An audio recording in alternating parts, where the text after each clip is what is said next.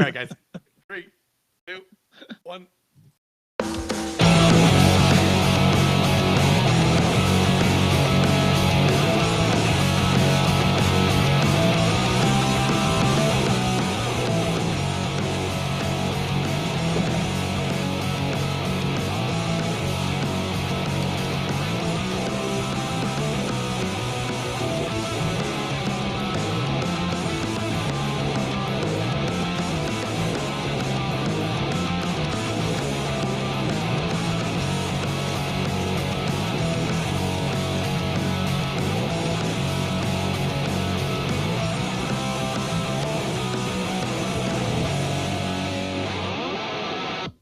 Hello and welcome to The Worst Movie Ever Made, an experimental movie podcast designed with one thing in mind, to find the worst movie ever made. I'm your host, Chris Hockman. I'm joined by my co-host and fellow mad scientist, Rob Scucci and Bob Hassick. Hey guys, how are you?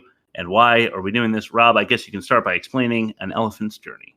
Well, I'm going to tell you a quick anecdote from my life first, and I'm going to circle it back. So, my wife, Stacy, she rocks a buzz cut, and I'm the one that cuts her hair throughout the year. I've been sick the last couple days because my kid started school and brought home whatever the fuck the little disease bags have there. So it was around that time for Stacy to get a haircut, and I was like, okay. And I just start buzzing, and then I realized it looks shorter than usual. I forgot to put the razor guard on, so I accidentally shaved her bald and didn't realize until I was like 2/3 of the way through the cut. And I just want to say the fallout from that incident wasn't as bad as watching An Elephant's Journey. Which is also, I guess, formerly known as Phoenix Wilder and the Great Elephant Escape or something like that. It's something like that. It's a movie about a real spaz of a kid who moves to Africa with his aunt and uncle, and then he gets lost chasing a muskrat or a meerkat or something, and then he meets an elephant that has a mate and a kid, but then he finds poachers, so he has to stop the poachers. But the elephant has a mate and a kid, so the elephant doesn't want to run away from the poachers. So they reunite the elephant with his mate and his kid, and then they go after the poachers. And then they look for the kid, going like, this kid is missing with the elephant and its mate and its kid, and there's poachers. And that's the whole movie. Mate and baby. Mate and baby. That's the term that they use. You Rob, may hear it. Your description was much better than the movie was, by the way. Nice. That's not saying much, but this was recommended by an 18-year-old friend of my son's, who wasn't wrong. This is bad, but affectionately, we despise him for recommending this movie. Absolutely, yes. Never met him, never want to. Yeah. People like that are just walking around, man. That's crazy to think about. All right. Hey, let's see what everybody else thinks about it on YouTube. Sitting on the side of the road in the middle of nowhere. Sounds awfully familiar. It's good, though. No, it isn't.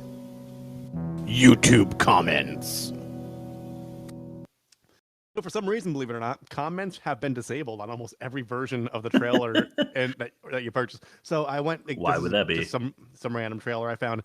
The first comment, and he is so dreamy. Who? That's the whole thing. I don't know who. The elephant, Phoenix. I hope the elephant. Next one's a two-parter. Sam is so cute, and then with a heart emoji replying to God Almighty. And then the last comment that I could find, why the fuck are they changing the name of One Films? I would like to see that. That's it, right? That's it. That's all. Okay, I cannot wait to see how you guess in test number 1, the worst of its kind, then. I feel like somebody stuck a big club up my ass. The worst. And it hurts. Of its kind. I've got to figure out a way to get it out of there. Still can't believe that. Samurai Cop. Love it. Double whammy. Dennis Leary and Steve Buscemi. Never heard of it. Only a 30. So bodes well so far for Elephant's Journey. Have you guys seen that one? Never heard of it. Nope. Never heard of it. Me neither. Not a Dennis Leary guy, though. No. He's a Austin Powers. Yeah, I've heard he steals jokes. Yeah. Austin Powers with Mike Myers and Elizabeth Hurley. I think it's Hurley that brought Austin Powers to us with a 73. Okay. Yes. Yeah. Bedazzled. No. Brendan Fraser, who is having a renaissance of sorts. He is. And Elizabeth Hurley in Bedazzled, a 50 there. Okay. Some movie I've never heard of, and I can only find an audience score for, but I had to include it because the title is Play the Flute with Brett Varvel and Kennedy Tucker, a 90 according to the audience, though. No critic reviews. But I decided to let it in. Passenger 57 with Wesley Snipes and Tom Sizemore, a 24. So a couple of clunkers. I haven't seen Passenger 57, but I want to. Is it Podcast Father? Maybe. It's not that bad. It's not that bad. I'm a Sizemore guy. I don't know. I like his intensity. I like him too. Right. Yeah. So an average of only 53.4. What do you guys think An Elephant's Journey was able to get on Rotten Tomatoes there? 12. I'm going to round down to a 4. Okay. Rob is closer this week with a 10. And that's only because it also had no critic reviews. So thanks, Milo. It got a 20 on audience score, so I averaged it out to a 10. Does that sound fair? Okay. 20-0. Yeah, about 5/2. Yeah, cool. I like it. Okay, so negative 43.4 and worst of its kind. Next, we will tell you all about this movie in greater detail with a limerick in test number 2. Ain't that a bitch? But for all you Hulkamaniacs that haven't seen No Holds Barred yet, I'm making a list, and I'm checking it twice, and you better go see No Holds Barred. Otherwise, I'll body slam you when I see you. Hulkamaniacs, what you gonna do when No Holds Barred runs wild on you? Test number 2. Ain't that a pitch? I think I'm on first last week, so. Oh, God. If we were professional, we keep track of this, but we don't. Because who cares? Rob, you went last time, so go first. Okay. Cool. There once was a boy in some rangers. The boy got lost but found an elephant. Amazers. He stole a bushel of oranges from some mean ivory hoarders, and this made them so very anger.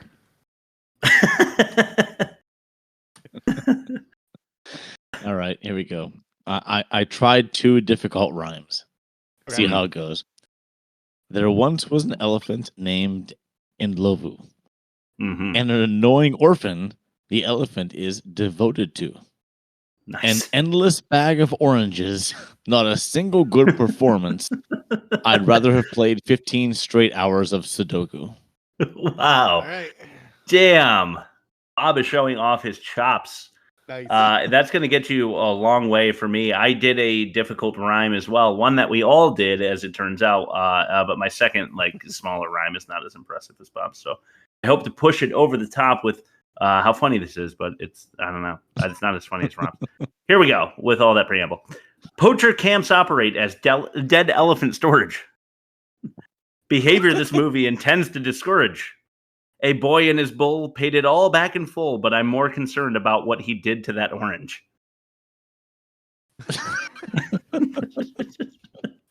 Is there a sign in front of my compound that sasays dead elephant storage? Dead elephant orange storage.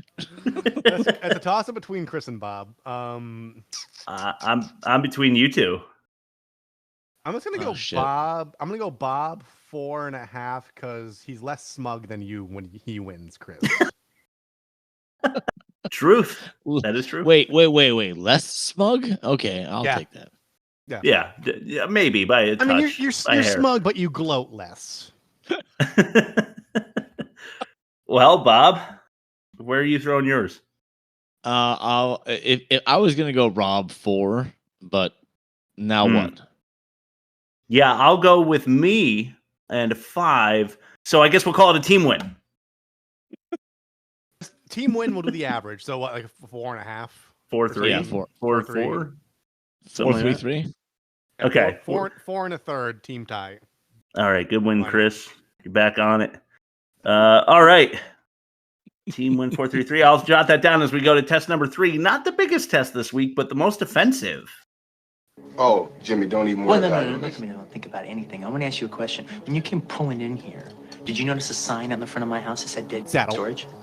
Jimmy, you know I ain't seen no shit. Did you notice a sign in the front of my house that said dead Saddle. storage? No, I didn't. You know why you didn't see that sign?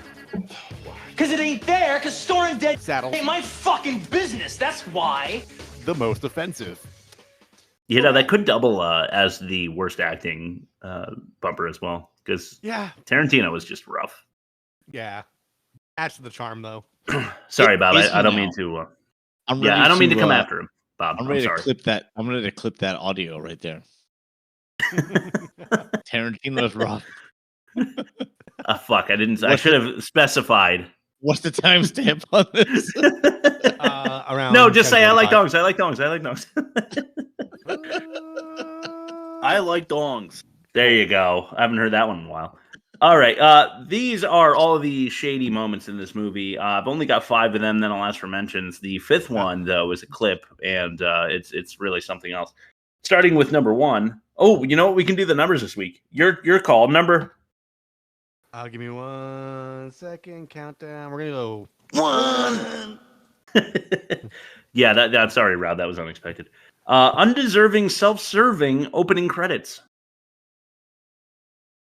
Yeah. I hate opening credits. If it just feels like the person wants to gloat, because you get it at the end as well. Old school thing. I think they should get rid of. It's old school because the old school movies didn't have ending credits. They just ended. Yeah, which I don't know. Maybe I'd prefer if there wasn't both.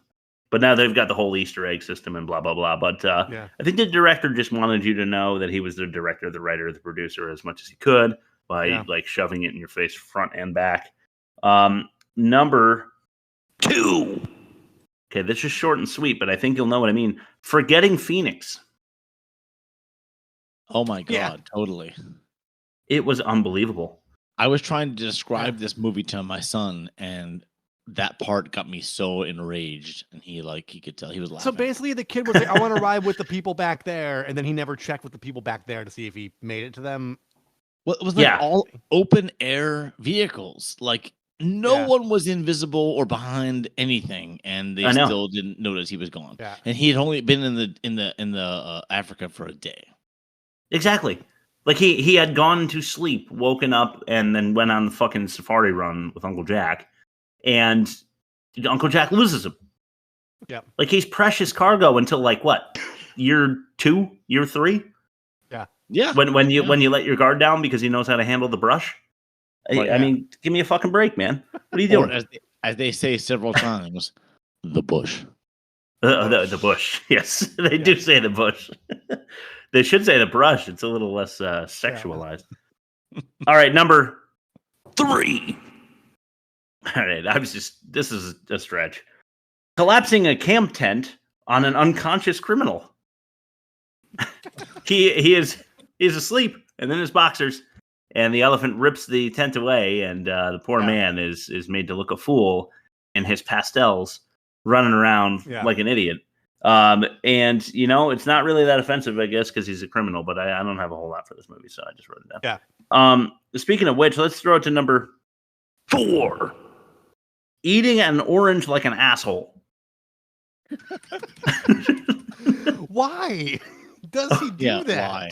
It's the most confusing part of the entire movie. If you don't know what I'm talking about, watch this stupid fucking movie if you can find it. They're trying to bury it because they don't want to admit to its existence. Yeah. But this kid takes an orange and eats it basically like an apple, and he's just right through the rind with his teeth, and it's infuriating to me. Yeah. It's the most upsetting part of the entire movie, in my opinion. You guys want to say anything on that before we throw it to a clip? No. I have 2 more most offensives, but I can wait until you clip. No, throw it in now before we clip it. All right. I have 2 most offensives. First cool. of all, What do you got? Visiting white savior trope. Wow. Okay, I like it. That's never a good look, especially Agreed. in 2017. I mean, come on. This is like way into or very close to all the movements that have, entered our current state of affairs. Yeah, this is a bad. This is what Hollywood does, and it's awful. And the second one is a lack of justice for Uncle Jack. Like, and honestly, and the rest of the I agree. poachers. The rest of the True. poachers too. They kind of just walked away. But and Uncle Jack- Bafana, the Raham man, it gets a redemption arc. I just because of his looks, they kept giving him like side eye, and he was like, I guess he's redeemed. Yeah. I guess so. Yeah. Both very good, and I'm glad to have more ammo always because say this were to win, I could use it in later episodes in our offensive minigame. So thank you, Bob. Yeah, I actually added a couple things in a couple sections. So thank you for letting me chime in. Oh, my pleasure. Anytime you want to add stuff, this is not a dictatorship. This is a democracy. Despite efforts by me to run the show. All right, let's throw it to what will now be number 8, but we'll go with number 5. This is a clip called Say What? Hey, Sarah? Yeah? Are there, other kids here and stuff? Maybe my age? Yeah, there are a few kids at some of the other farms and reserves. I'm sure you're going to get to meet them soon. The Fosters have a very cute daughter about your age. Smashing. Yeah, exactly. What? Hey, what the fuck? Yeah, what the fuck? I agree. All right, let's leave it at that. How old is this kid? 13? I'm sorry, I can't leave it at that. All right, how old is he? How old is the uncle? Jesus Christ. He's like 45. He's like, oh, she's quite cute. And then Elizabeth Hurley turns to him like, excuse me? You. Yeah. How did you come to that determination, you fucking freak? All right, now we have a whole bunch of stuff, so thanks again. I appreciate that. Rob, let's throw it to your ad read. Way to Ponderosa. Here I am, just like Bill Cosby in the new movie Leonard Part 6, on yet another secret mission. Arriving, I enter cautiously. Then I see it. Now get a Leonard Part 6 mini spy camera at Ponderosa for only 99 cents with any purchase. All right. Hi, Leonard. Rob's ad read. There's a family feeling at Ponderosa. Today's episode of The Worst Movie Ever Made is brought to you by inflation. Do you like Rice Krispies? How much do you like Rice Krispies? Are you willing to spend $9 on a regular sized box of Rice Krispies? Well, you're not going to believe this, but that's how much they fucking cost now. And what are you going to do about it, you filthy little slut? Ooh, you're just going to switch to the store brand? Well, guess what, whore? Those are still going to run you like $6. And don't even get a start on how much a 12-pack of Coke Zero costs, because even though you need caffeine to get through your third shift, you better believe it's going to cost you. Inflation, brought to you by taxes, and residing under the fuck your life umbrella, brought to you by society. Eat shit. God damn. I'm in a pit of depression. I just wanted to throw that out there. No, it's cool, aren't we all? You know what I just realized is that the acronym for your ad read is RAD. So RAD ad read, Rob. Nice. Inflation, cool. I'm glad you guys are on board. Why don't we throw it next to test number 4, the worst dialogue. Find us on patreon.com. Some really bad dialogue. You could drop this guy off at the Arctic Circle wearing a pair of bikini underwear without his toothbrush, and tomorrow afternoon he's going to show up at your poolside with $1 million smile and a fistful of pesos. Number 5. Okay, keep in mind, as bad as this is, it's an escalating scale. We're escalating to the worst. Number 5 is rock. Sure glad I have this. Who's there? I have a rock.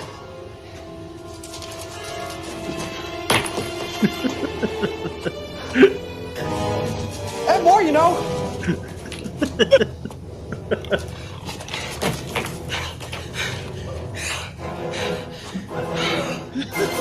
Not getting any sleep tonight. If I didn't have a mustache, I would show anger right now. Who does this kid think he's up against in that cave? I have more, you know. Yeah, I have more, you know. I have more rocks. I keep them right here next to me. I don't know why he thinks that wild animals understand English, but he was talking to the elephant. Yeah. Like the cave bear that he has more rocks he can pelt him with. Yeah. There's so much of this ridiculous shit. All right. Hey, check this out. This is number Yarg! This goes along with Rob's explanation for the movie. Right up in the beginning, this is Mate and Baby number 1. I clipped it 3 times, multiple times, and I got it wrong when I described it. Anyway. It's them, boy. Bad men that kill elephants. In Lobo, they have 2 elephants down there. Big one and a baby.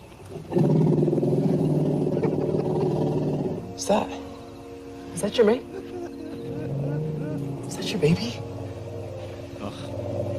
What are we gonna do in Lobo? Capture your mate and baby. What are we gonna do? We have to free them.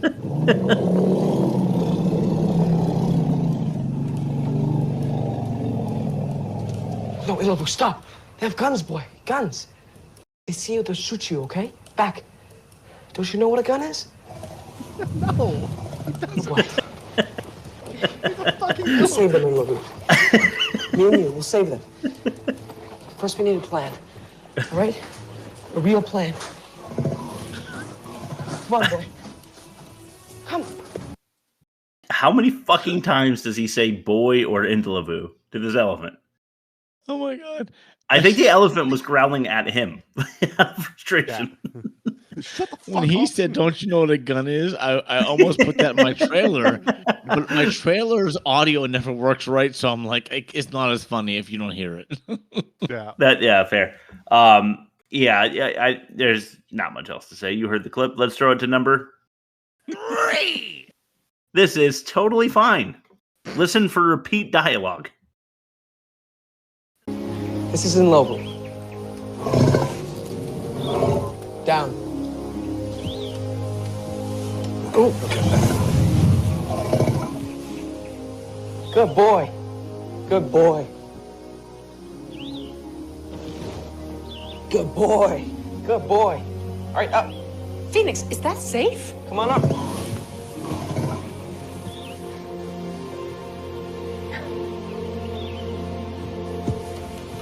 Left, boy.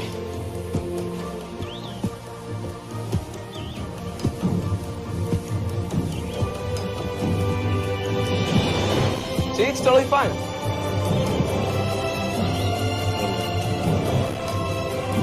Totally.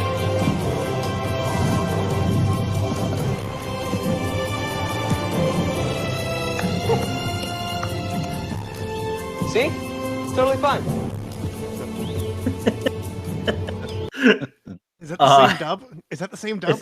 I don't know. He's going in the opposite direction. I was trying to figure out if it was just a mirror shot of the same exact action. I couldn't tell. But he's like, this is Indalvu. Good boy. Come on, boy. Boy, come on, boy. Up. Come on. Up. Left, boy. See? It's totally fine.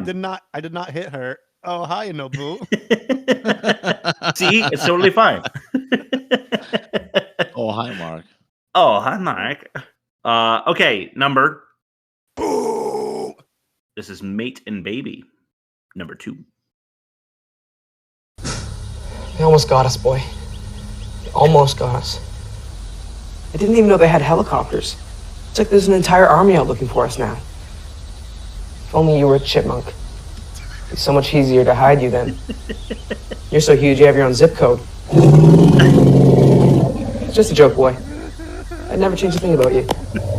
Now we need to figure out what to do.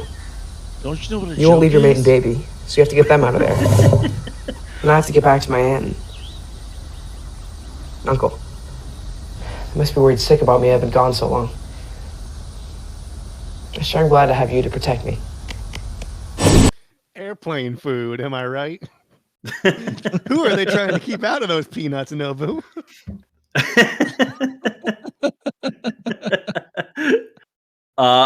He's talking to an elephant. Army, helicopter, chipmunk, zip code. Maybe again. Yeah. Is it Wilson? Is that's what he should have named the elephant. He should have named it Wilson, I think. Because I think he's talking as if to not go insane, but it's only like day 2. Man. If that. Just to add to South Park bingo, it's like when they get snowed in, and it's like 12 hours in, and they're already resorting to cannibalism because they think they're going to starve to death. Yeah. But yeah, they do. What's his face? Phoenix says again, "mate and baby," and it's just infuriating. I don't know why they chose to use the same phraseology, so to speak, for every single one. But speaking of one, let's do number one, Daddy. And a drum roll, please.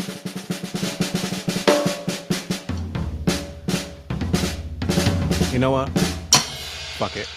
Right. Okay, let's start with some lame inspiration, and then some outrageous dialogue in forgery. That boy. Good job. Nothing can stop us. Good boy.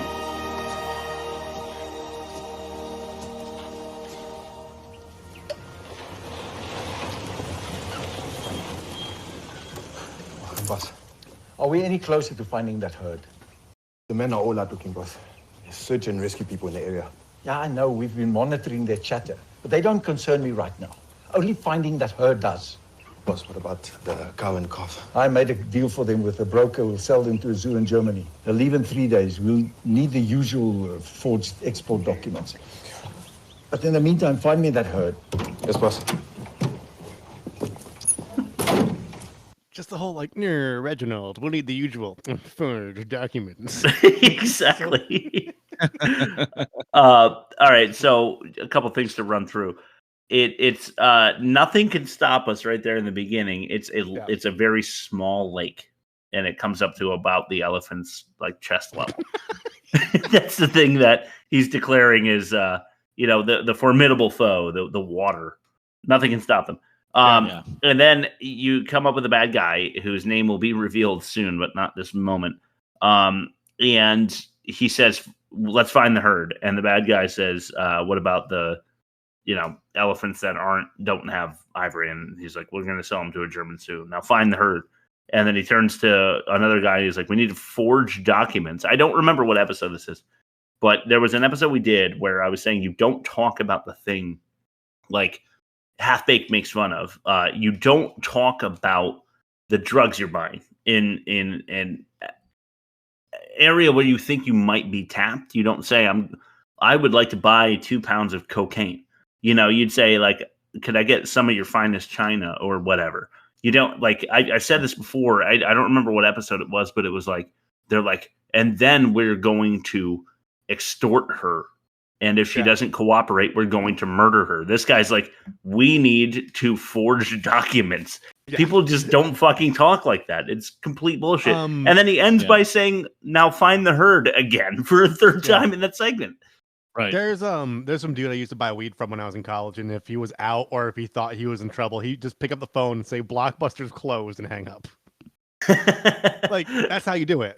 You don't go, "I am out of weed to sell you." You say, "Blockbuster is closed." Click. Who is this? I don't know you. Prank caller.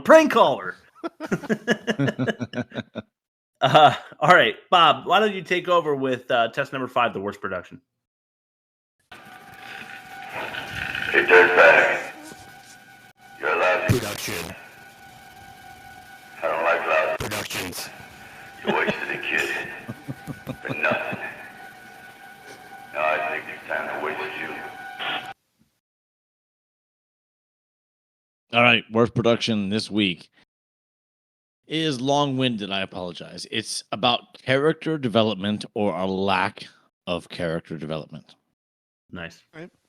So I usually do. One of the first stops I do on researching is Wikipedia. And I went to Wikipedia. It talked about Phoenix, a boy who was abused by his uncaring foster parent after his parents died in a horrible car accident. Now, let me take you back to the actual movie. Exactly. Let me take you back to the actual movie. The actual movie, Phoenix, has a very ambiguous story, right? Foster care, I guess. Is the foster dad a bad guy? Not necessarily. He's just some guy. No. He's he's in a wife beater, and he's put your suitcase in the trunk, and so you're supposed to realize that he's an actual wife beater. Because he has he's probably named Greg. Like, no one. Jenkins. I mean, did his parents die in an honorable fashion? We don't know, right? Yeah, it could have been a meth lab explosion or a drug deal gone bad. Yeah, or a sex trafficking ring broke up. Yeah. Anyway, there's no clear story. We just know there are police involved, and it makes me much less sympathetic toward this kid and his annoying aunt. So my sympathies will always lie with the animals, and those animals didn't ask to be in this movie, right? They were forced. No. And when they showed up to the premiere, they were absolutely embarrassed. It was just like the room. They showed up and they couldn't believe no one else showed up. No, in my opinion, this was animal abuse. In my opinion, I mean, the kid is the only character that needs developing, and it's just not there. I mean, he does nothing. Yeah. He says nothing. He feels nothing. He is nothing. That's my opinion of this. Yeah. Main character development that's never developed.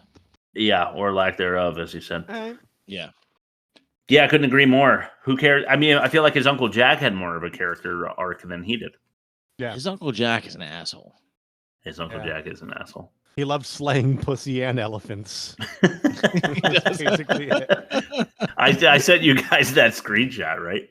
Of his face. Yes. Yeah, exactly.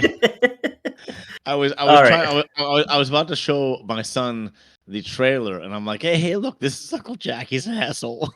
And he laughed. And he laughed at that photo, which is something. It means something to me.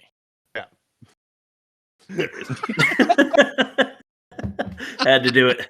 Sorry, Uncle Jack. Sorry, Tobias, Tobichus, or whatever the fuck. I don't care. This guy, fuck him. I don't care. Yeah. Oh, exactly. All right, cool. Let's throw it to test number 6, the worst acting. This is where the law stops. And I start. Acting badly.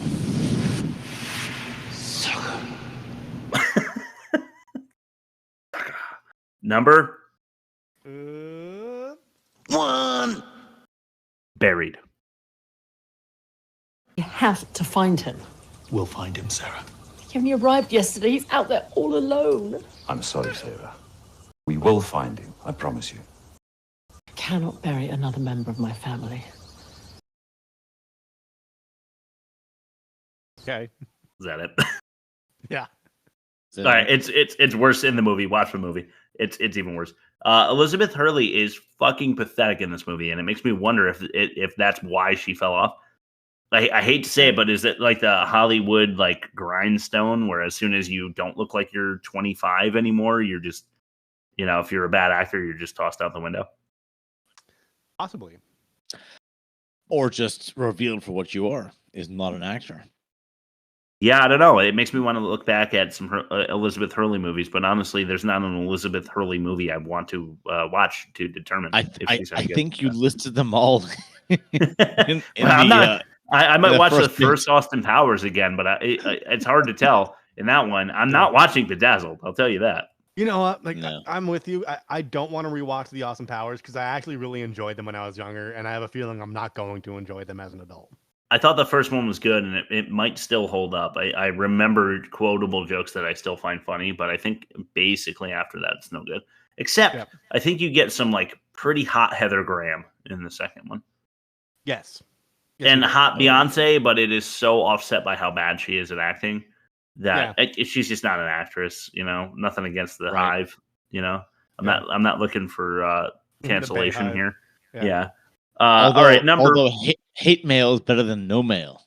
True. www.theworstmovieevermade.com. Sorry, I might have been cut off there. www.theworstmovieevermade.com. Click the envelope. It's the thing that looks like mail. It looks like mail.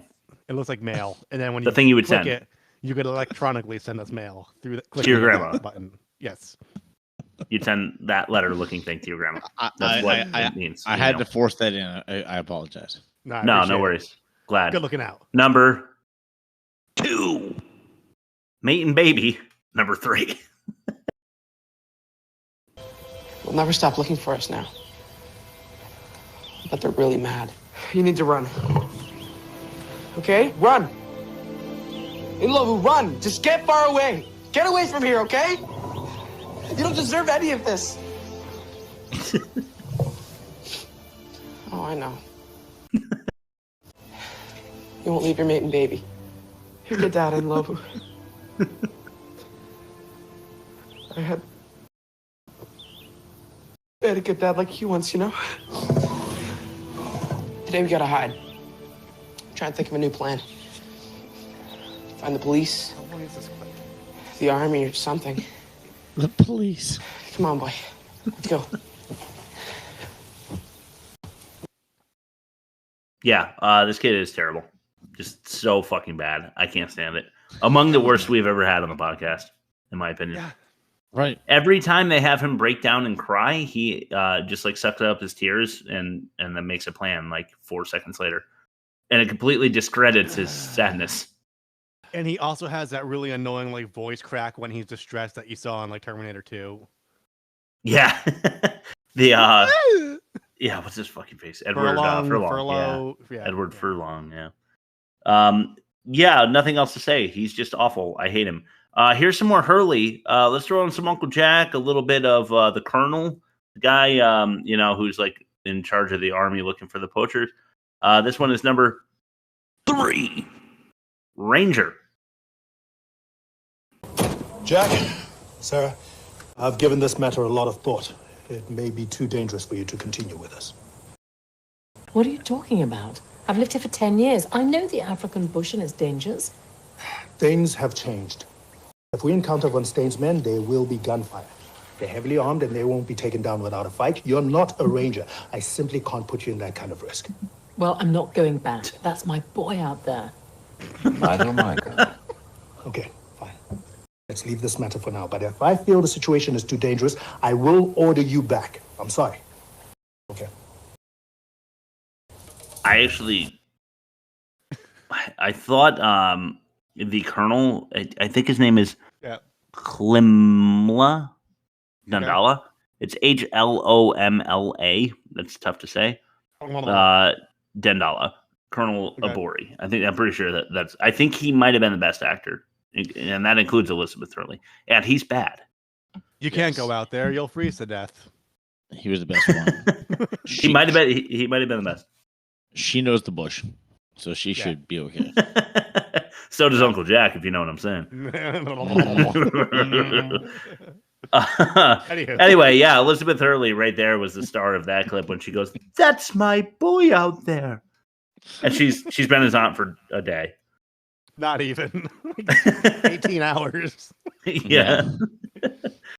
All right, let's start to the last bad acting clip of the night. The last clip of the night. This one is number 4. Take it away, Sam Ash. In Oh No.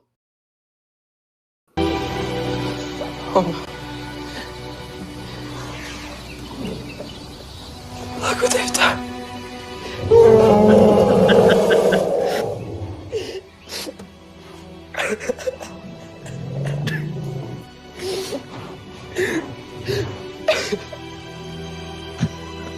We have to stop this.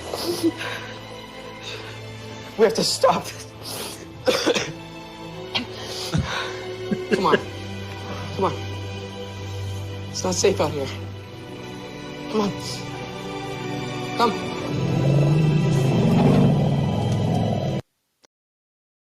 Okay. He said he cries like McLovin. Yeah. He does. And he's like, "We have to stop this. We have to stop." And then he goes, and then he makes a plan, and he's totally fine. He's like so beside himself that he's coughing. And then he's like, "All right, let's get out of here." Oh God. I don't know what this says like about me as a person. This might be a catch-all conversation, but it's just fresh in my head. If I am super far away from like where I came from, and I just met like the new people I'm living with, and I've gone missing, and I just meet an elephant, I am not going to care about the well-being or welfare of those animals.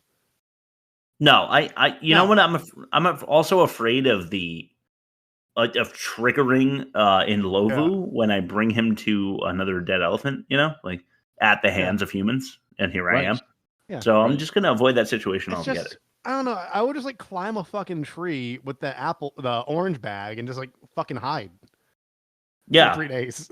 Okay. I'm not ashamed to say it. I don't give a This shit is about the getting- elephant. The bottomless orange bag. The Mary Poppins bag of oranges. Yeah. Yes. I am going to leave it there though, because this is getting into catch-all territory, as you said. So I'm going to leave it at that and send it back to Bob for fact or no fact. Fact. No fact. Fact. No fact. Such a great book. So Okay. last week I forgot to title my fact or no fact.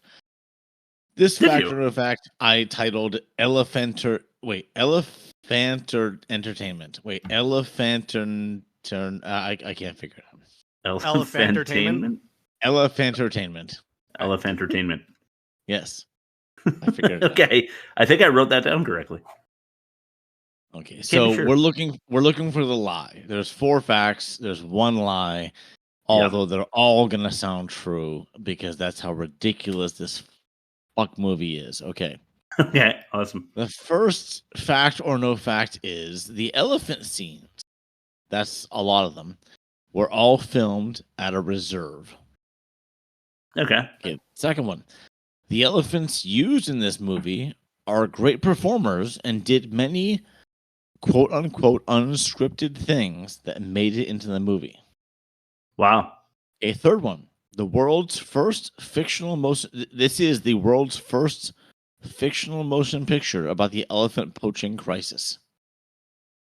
Fourth one. The baby elephant was not scripted, but it actually happened during pre-production and was worked into the script organically.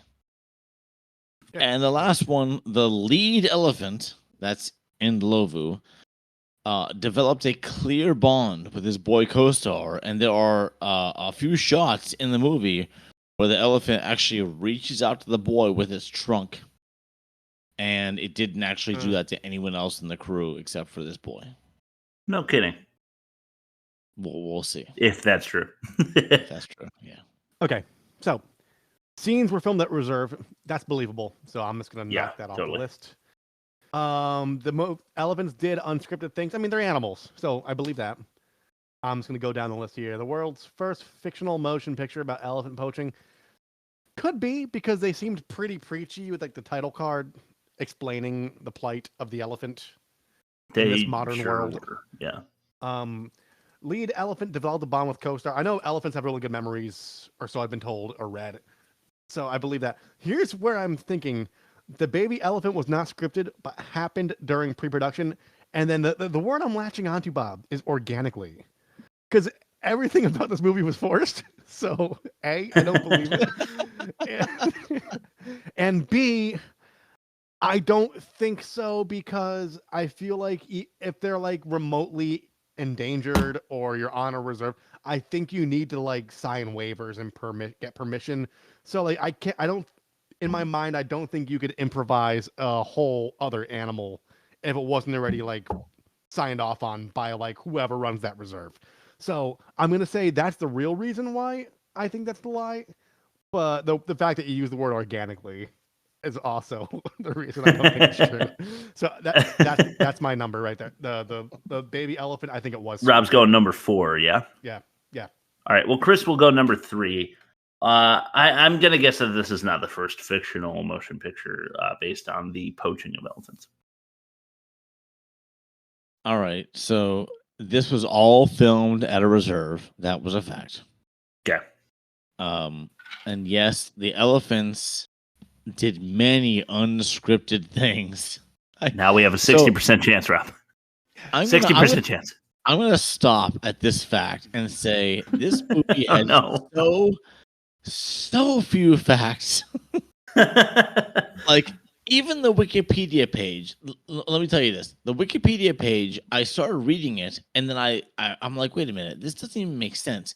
And I looked up top, and it said the Wikipedia page was sponsored by the people that made the movie. Oh God. So, like, okay. no one bothered to research this movie or even like lay down facts for this movie, but I found just enough to make this segment work. Thank God. Okay. Well, you can thank your son's friend for that. This is the world's first fictional motion picture about elephant poaching crisis. Is it really? Holy shit! Yes, it is. I thought there'd And be one in the 70s. Rob wins again. Wow. Hey, Chris. Because I wrote that. That was my first choice. He's fucking knowing that.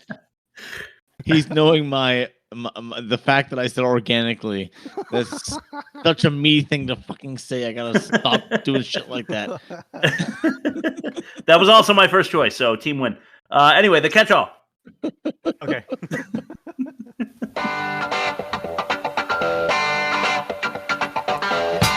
And now it's time for the catch-all. The doors suck. Blood in the street of the south of Sahara. Awesome song. The lead elephant and the co-star seemed to be like they had a clear bond to me. That's my first catch-all thing. Would you say that's true, Bob? Yes. Oh, okay. So apparently elephants are very docile, except when it's a female and you're approaching their baby, which is why they went for a male and not a female. Okay, cool. Yeah, I totally didn't cut it off before you guys called me on my team win bullshit and just throw that into the end of the beginning of the catch-all. What happened to Elizabeth Hurley? She's still good looking though. Yeah, I guess so. They gave her a little cleavage play in this one just to show off the African mangoes. How many times? Yeah. How many times did they film her walking away? By the way, like you have to. I don't want to make you watch it again, but there was a lot at the beginning. No, I'll never watch it again. The first 20 minutes had a lot of her walking away. Let's just say that. Yeah, which was nice. Dialogue, follow me. Dialogue, follow me. Dialogue, follow me. That's the first 15 minutes. It's just a kid being led by someone, then they stop and they have a conversation, and then he follows them to some other place. And it's just a horrible setup that makes it look like a fucking Hallmark movie, because that's what it felt like to me. Get set up here in your room, and I'll let you know when dinner is ready. Literally 70 seconds later, Phoenix, dinner is ready. I thought he was supposed to take a nap or something. He's like, I'm going to crash. I'm jet lagged. I'm There's no edit to make it look like time passed. She just whipped up dinner in like a minute. So I don't know what kind of magical kitchen she's running. You're telling me that grits cook faster in your kitchen than anywhere else on this planet? Oh, my cousin Vinny. That's a great fucking flick. The old follow a cute animal away from the group trope. What an idiot. It's so dumb. Tropes. You are potentially like, I don't know, near lions and other shit. There's men with guns that you need to like walk around with in case like something comes out to maul you to death. And you're like, here, rabbit. Yeah, plus like you're like a little white boy out there. You know, they don't know what you are. They might shoot you. Yeah. Ivory quota? I don't think that's how poachers work. I think it's just like, whatever you get, you just like you turn it in and you just sell it. And they like, make when you go to ashtrays like and shit. I imagine it being like when you go to like a salvage yard for scrap metal, you just like weigh it and then they cash you out. You know? Yeah, exactly. Yeah. Like, nice job. Here's your Putting a quota on an illegal activity is like losing your clientele. Like, I'm sorry, That's I'm like with somebody else. That's like having an anarchist union. It just doesn't work. Yes, exactly. Yep, you're right. Exactly. Well said, Rob. What was the guy's name? Blake Von Stain? Yeah, something like that. Okay. When Lost, always walk away from the area and climb into a random cave. That's the best way to get noticed. Yeah.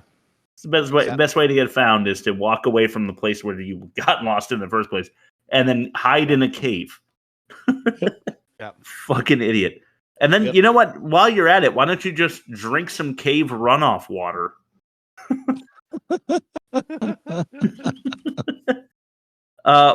And then, when you leave the cave, walk in the direction of a growling African bush. just to see what's in there. Yep. And then eat that orange like an asshole. Fucking piece of shit. Are we to believe the elephant does understand English because it immediately understands everything he says? Yep, exactly. Yep, that's the biggest catch-all moment right there. Here's another good catch-all moment. Why don't you take that Jeep? Try to drive it. If you suck at it, whatever. You're out in the plains. Just fucking drive the Jeep around, you know? I just remembered something you said now that you mentioned it. In the opening scene, Uncle Jack says, let's get in the Jeep, and then it's a Mercedes. Oh, shit. Whoops. Oh, right. You would think that the Mercedes company would want some credit for lending them a Mercedes but they probably didn't. And while we're at it, yeah, I know you're like 13. Take a gun, you fuckhead. He's got like 10 guns at his disposal. Yeah. Comes down to you and some poacher with a gun. Would you rather have one or not have one? Yeah. Agreed. Runs screaming from the poacher site as they pull up in a wide open Jeep. He's like 7 feet away from them and he's screaming to Inlavu to run. They would have clearly heard him. Maybe they had like Fraser's Kitchen just off the camera where the sound does not work the way it normally does. It's the Friends kitchen couch thing. Yeah. 40 minutes in and I jotted down, if this fucking dweeb says Indlavu one more time, I'm going to lose my shit. Yeah. Guess what? There was another hour after that of him saying Indlavu another 70 times, and boy, 180. It's like when you meet someone, you befriend somebody at like a party, and they insist on calling you by your first and last name. Yeah. I only ever did that to one person in my life. That's a really good point, Chris Ockman. Yeah, it makes you uncomfortable, huh? I used to call this guy David M. Smith. That was it. You would. Yeah. He was kind of cool. He just sang karaoke off key. How's the kid gathering enough wood to keep a fire going through the night? He just is, Chris. Okay. He has a bottomless wood bag. He has a lighter and orange bag. Okay. Orange bag, wood bag, lighter. Yeah. Good boy Indlavu, good boy Indlavu, good boy Indlavu. He threw the bad guy's keys 5 feet from the truck. Mm-hmm. Mm-hmm. He looked like a K-pop singer throwing out the first pitch. That's a perfect visual. Yep. Jack is a bad guy. I mean, you know it. Like he kind of hints at it, and then it turns out he was a bad guy, but they couldn't commit to it, and so that sucks. And Bob, this is to your credit. They did not give us a satisfactory. Like he should be in prison for killing elephants. And he smacks the kid at the beginning, and the kid knew it. He's like, he flinched. Yeah. Can we quickly view trailer? Flush over the fact that just in a random shed in the Sahara, there was just like a bunch of high gloss headshots of his uncle just like sitting in a folder for some reason. That's true. Just in case he needs to like do a signing, like a Poacher headshot signing convention. Phoenix trips on a tent and they don't bother to reshoot it. Yeah. There's two poachers like leading him to that shed you're talking about, and he trips and they don't reshoot it. It's obviously wrong. Here's some more repeated dialogue for you. Go ahead, Bob. Yeah, they don't reshoot a lot of things. That's all I'm gonna say. Yeah, maybe they only had as much film as they bought. Right. they had Bofana, the right hand man to Blake Von Steen, says boss. More repeated dialogue. They call him boss, and it bothers you. Speaking of Bofana, he's clearly going to turn on Stain, and what do you know? He does. It's very obvious and predicted.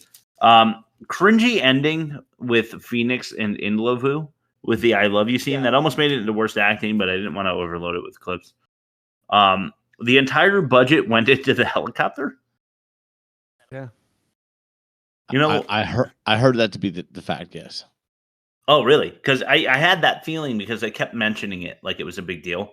Like they kept, hyping up the helicopter, and then they show it for like a helicopters minute. so much. They talked about helicopters so much. Yeah, and I was like, they're never going to show a helicopter, are they? They're never going to fucking show a helicopter. They're just saying it so it seems like a big deal. And then they actually do, but it's for like a minute and a half. Yeah, it's for like and it actually, they really only show it flying away. The rest of the helicopter stuff is probably drone footage. Probably, yeah. That's a good point. Yeah, a little remote control guy. Yeah. Yeah, probably. Why not just hover right over the elephant and shoot it? They keep going, like the elephant's running this way, and they keep going off to the side, at high speeds. Why you can just like hover right over top of it's not going that fast. It's not going that fast, exactly. You could just kill it instead of. Anyway, great plan in Lavu. He knocks over the gas can, no cap, then liddies, then fire. Yep. Samurai cop style reaction shots at the end. It's Elizabeth Hurley and Sam Ash Elliott or whatever the fuck his name is, and then Uncle Jack and Colonel Ibari, or I forget his name, and Hurley and Sam are like tickling the elephant, and then Jack and Colonel are like just go back. That's where I got that screenshot. They just go back to them like reacting to the elephant and kid, and they're just smiling. It makes it super fucking awkward, like Samurai Cop. Uncle Jack is just forgiven for poaching. That's it. Just Colonel Ibari says, "I know the magistrate, and I can put in the good word for you. So don't worry about it." Yeah, they don't arrest him or anything. There's no due process. He said they're going to give you some leniency or something, whatever that means. Yeah, like you're totally forgiven. Yeah. That's right. You're the good kind of white guy. It's okay. Yeah. You're not the stain of society like Blake. You guys want to mention anything before we throw it to Rabs? Rabs. I had one. Shoot. The poachers, they leave loose elephant tusks just laying in the back of the Jeep for anyone to stumble across. They do. Just a collection, just a what do you call that? A bouquet of loose elephant tusks, just laying in the back of a Jeep. There's your write-up, Rob. Bouquet of loose elephant tusks. It's lugging along loose tuck bouquets is what I have. Loose tusk. Nice. Loose tussles. Yeah. Right. Yeah. I thought that was just ridiculous. I'm like, those were still sitting in the back of the Jeep. Just a bunch of... That's the whole reason you're doing all this awful shit. Yeah. Just for anyone Rob, you to want to say discover. anything? No. Yeah, for real. Nothing can top that, actually. I think that's a very valid point. And I didn't think of it. It's like, it's like I having didn't a chest full of gold coins is out in the open for no reason. Yeah, right. Risking your life for it. And you're just just throw it in the pile. That's stupid. Let's throw it to Rabs. Why do I keep calling you Rab? It's not coming out right. I don't know. Rab, your Magic Marvel corner, please. Rob's Don't Magic smash Marvel big monster. movie Let's go. corner. Fine. This was Avengers Infinity War. Anything under like the Avengers banner I'm a fan of, because there's no backstory. It's just shit happening after the backstory's been established. So I'm a fan. Avengers stuff is nice. I will field questions. Bob, I think I went first last. Did I? God, we are so bad at keeping track of anything in this show. Yeah, I'm going to say sure. So, Rob, Thanos. Yeah. Badass or douche? Wow. I mean, you can be both. Those aren't mutually exclusive things. I think he's a douche and also a badass. I think if he's fulfilling an evil purpose and that's his destiny, he's supposed to do it, and he is supposed to have collateral damage. And if he knows for certain in his mind that that's the thing he's supposed to be doing, that he was destined to do, then he should do it. he seems conflicted by the devastation he's causing. So I think maybe there might be a redemption arc or some sort of like explanation of his motives in later films. But I mean, he's a douche and he's a badass at the same time. Okay, well, my first question is, do you agree with Thanos and his 50-50 proposition? I mean, he does have a good point about overpopulation, where it's like, you know, would you rather everybody starve to death or half of them die? Like, I don't know. If you're faced with that and you believe it to be true, I think the more humane thing's to kill off half of the people. The only argument I get against it, and I just thought of it, is it's all living things, right? Yeah. Okay, so like the platypuses are like basically gone if you kill half of them. Like things like that, like polar bears are fucking like. I'm cool with it. I'm fine. Fuck the polar bears. I like summer. Whatever. That's not a very progressive take, but yeah. Anyway, okay. Wow. Bob, go ahead. Number 2. No, I'd like to go back to you, actually. No, Bob, after you, please. Okay.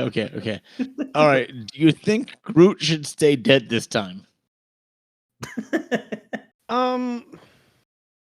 Because I haven't seen this, but I saw the clip, and I see him die again.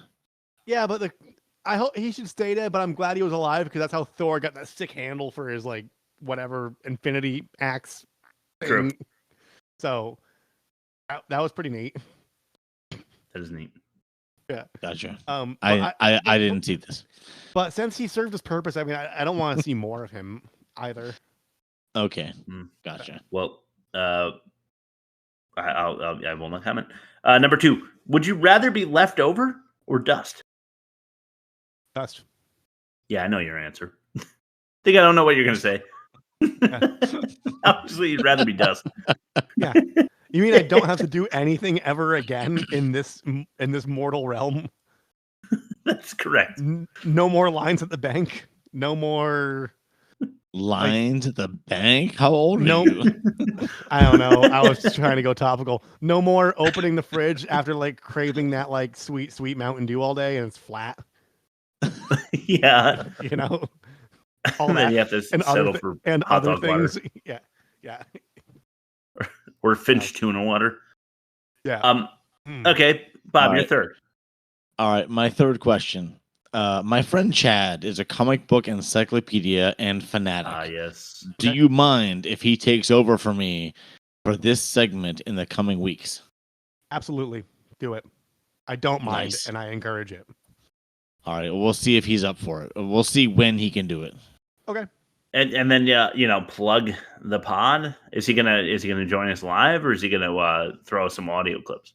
Hopefully he would join us live. He does a podcast in a similar manner. I want to say they do it over Zoom. I'm not sure what they do it over, but it's called The Last Comic Shop. It's a comic book podcast. Unfortunately, I feel like we are headed towards the actuality of having a last comic shop. Yeah, exactly. With the invention of the internet, I feel like it's been slowly dying ever since. Just like a But Blockbuster. he does. One thing I know about my friend is he reads comics on PDF just as much as physical paper. Okay. Yeah. Yeah. Okay, Rob. Yeah. My number 3. I'm gonna go half serious, half not. Why are Avengers movies so much better than one-off Marvel movies? And second, just an additional bonus query for you is: have you seen the girl biting the prune Thanos testicle joke gif out there? I haven't, but my curiosity has piqued. It's amazing. It's like 2 prunes together, and she chews through one, and then Thanos is like, ah! It's fucking awesome. I have not seen it, but I will look into it immediately after recording the show. It's really good. I've expressed this over and over again. It's because you don't establish backstory in the Avengers movies. You establish the backstory in Thor. You establish it in Iron Man. You establish it in Black Panther. The one standalone trilogy that I mean, I haven't seen the rest of them yet. I only saw the first one so far in the chronology. Mhm. Spider-Man Homecoming, it's like he's already Spider-Man when the movie starts. It's just Right. he's just doing Spider-Man shit. You don't need Which to is like, oh, nice. I got bit by the spider. My uncle dies. I'm sad. I'm trying to be a wrestler. Yeah. Blah, blah, blah, blah. You know, they Yeah. the Avengers is it's just from the opening credit. They just right off the rip, they're just doing shit. They're doing Avenger shit, and that's Yeah. why they're so much better That's because fair. they don't That have. explains it. We know who everybody is. They established that, so it's cool because I wasn't even thinking like Guardians of the Galaxy. Like I wasn't even thinking that they'd be in this, but like they all showed up. I'm like, oh yeah, that's cool. It's more like a comic book where it's like you just turn the page. There's one small spot where like this group of people are there. They pass and then they just go do their thing. Yeah, sure. So I'm a fan. Okay.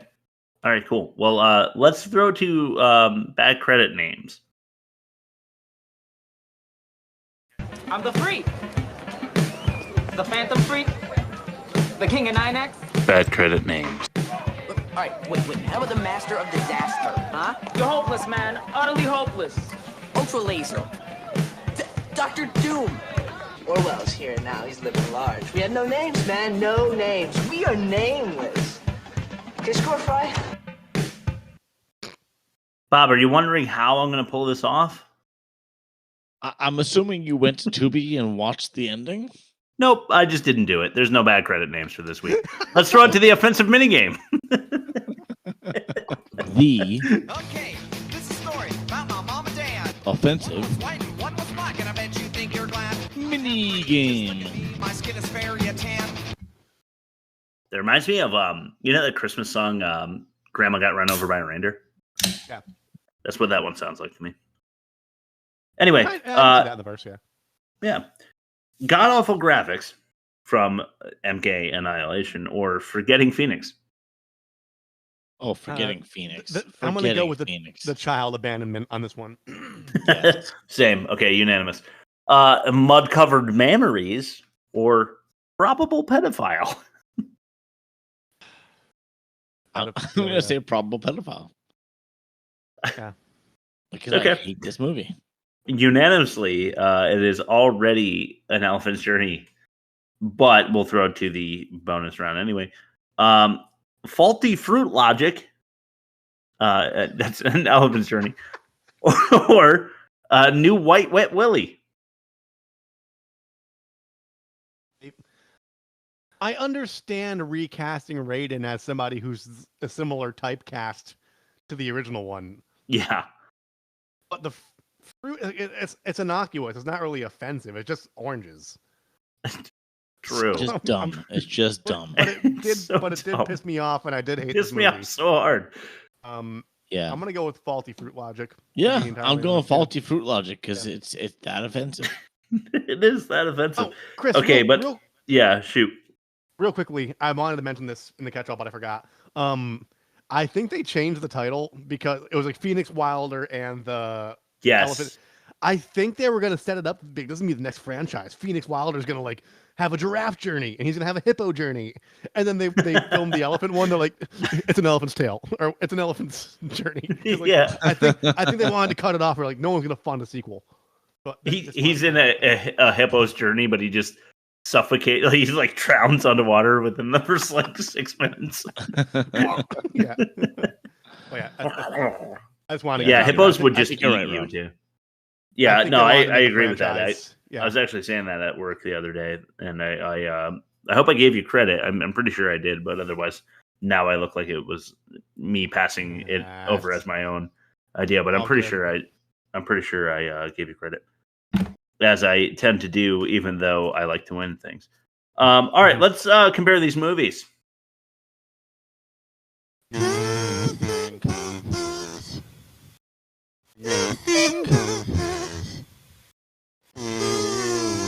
Fight the real enemy.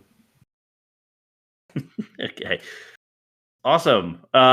Worst of its kind, MK Annihilation or Elephant's Journey. We're going 67.8 and worst for MK Annihilation, or 43.4 and worst for an Elephant's Journey. The clear winner is Mortal Kombat Annihilation. For our pitch, it is Bob with a 4-5 last week, a team 4-3-3, but I'm sorry, Chris, you lose this round to Bob. with his 4.5. Sorry, Chris. Offensive. We just determined it was Mortal Kombat Annihilation. So 3-0 so far in our first three. It feels right. I understand. Dialogue, guys. What do you think? What's worse? Elephant. Okay, I actually agree. Despite how bad Mortal Kombat Annihilation was. Production, less is more for Mortal Kombat Annihilation. They just packed everything with everything. Or character development or lack thereof for Elephant's Journey. Elephant. Okay, 3-2. Acting. Elephant. Agreed, 3-3. Demerits, we have what for an Elephant's Journey? We have to determine that before I say what Mortal Kombat Annihilation is. Bad child actors again. Yeah, bad child actors. Bad child actors, I agree. I hate that so much. Or unfollowable plot. Oh. Elephant. I'm gonna go elephant because Mortal Kombat, like, you could be a little forgiving to it because like you just want to see the action. You're not really there to be engaged in the story. With the elephant's journey, like there should have been, it should have been better. Okay, it almost went into my catch-all, the fact that they just basically gave a kid the keys to the car and made it the kid's journey, and he's awful. So a 4-3 victory, even though the first three were for Mortal Kombat Annihilation, and Elephant's Journey is the worst of the season. And I have some news for you, Rob. Yeah. Next week, we are watching Abe Lincoln the Vampire Slayer. What? Yes. It made it through. I am not happy about this. But wow. But I didn't okay. see that coming. Abe Lincoln Vampire Hunter made it. Yes. Last I checked, it was Abe Lincoln and another one like tied for 27, and then like the Jean-Claude Van Damme was like. Yeah, Hercules in New York and Double Impact were tied at 35% each, which gave you 30 last time I checked. But then I archived it, and it gives you the final results. And it was you ahead 38% to whatever the split is for the other two. That would be 62%, so 31 apiece. 38, 31, 31 in favor of Abe Lincoln Vampire Hunter. So I can't wait I can wait. I can wait a long time. I'd rather not, but okay, that's what we're doing next week. I hope you'll check it out. Thank you so much for listening. We love you guys. Email us, make fun of us in your email, and mention a movie. We will do it. Rob, tell them where to send that email and check us out everywhere else. www.theworstmovieevermade.com. Everything's there. You're smart. I trust you. Just click the buttons and dig around, see what you like. And then get back to us via email. You click the envelope that resembles mail electronically. Final words. I was going to quote the kid and say, "You know what guns are, right?"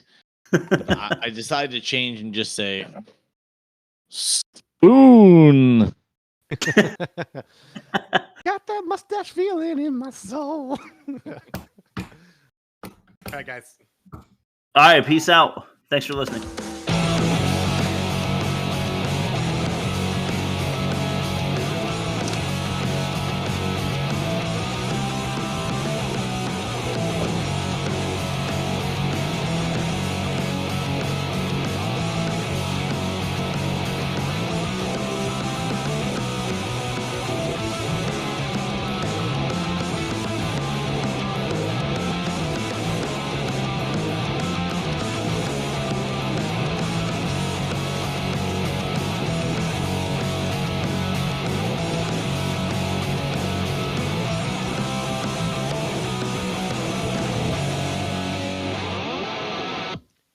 See you next week. You did a good job in there, man.